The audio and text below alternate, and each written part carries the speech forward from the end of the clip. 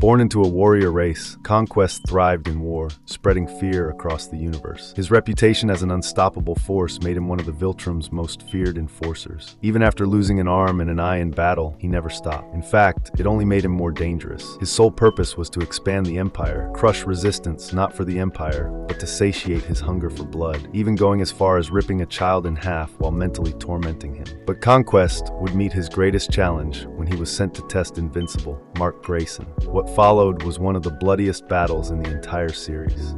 But his story doesn't end there. From his brutal fight with Mark to the ultimate consequences of failing to crush a 17-year-old and having to explain why to Thragg, we're covering the full life of Conquest, one of Invincible's most sinister villains. After Anissa's mission to change Mark Grayson's mind failed, the Viltrumites decided to send a stronger, more dangerous Viltrumite to Earth. Conquest was one of the few Viltrumites that has survived both the Scourge virus and the Viltrumite War, filtering himself out to be among the strongest Viltrumites, second only to Thragg. Amidst the chaos caused by the other Invincibles, Mark is confronted by Conquest, a seasoned Viltrumite warrior. Conquest declares himself the new Viltrumite agent in charge of Earth, here to assess Mark's progress or replace him by force. When Mark refuses to comply, the two engage in a brutal battle. Though Mark ultimately emerges victorious, he is left nearly dead, with Adam Eve gravely injured. Unlike Mark, however, Conquest does not survive. After the battle, we see Cecil showing Mark Conquest's body to confirm his death. Mark is relieved and walks away from Conquest's disfigured body. We then come to find out that Conquest is not actually dead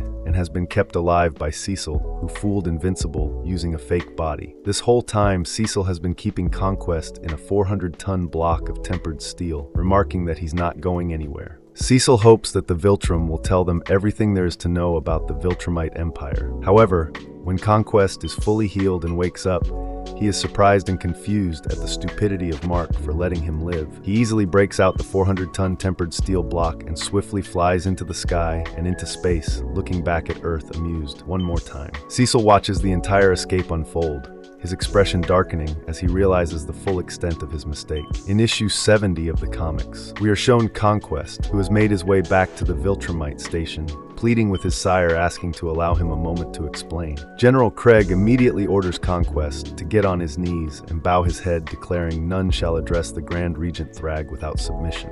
As Conquest begins to explain his failure on Earth, the Grand Regent interrupts, highlighting his animalistic nature. He coldly remarks that an animal is only useful when it obeys its master, noting that none of the tasks Conquest was assigned were completed. For the first time, we see the full likeness of Grand Regent Thragg, as he questions what further use Conquest could possibly have to him. Desperate, Conquest continues to justify his failure and pleads for mercy. Taking into account his long service to the Empire, Thragg grants him one final chance to pursue a team sent to Earth and bring Invincible back into direct conflict with the Empire. With a stern warning, Thragg orders Conquest not to fail him again. In issue 72 of the comics, after Invincible is in space with Nolan and Alan and other allies, Mark is faced with 3 Viltrumites ordered to stop him.